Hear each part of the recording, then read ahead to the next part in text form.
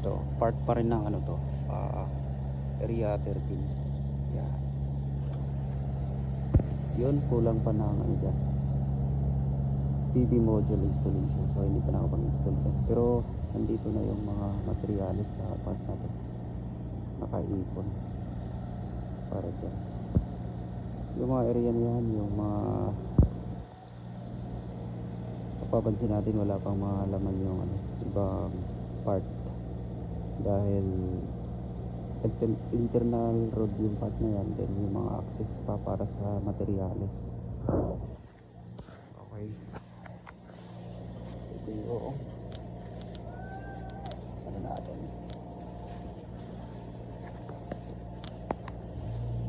ito na yung MSD installation.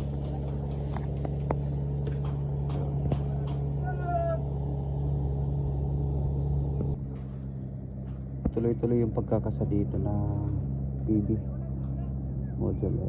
Kahit medyo maputik pero tuloy-tuloy yung pagkakasa na. Okay.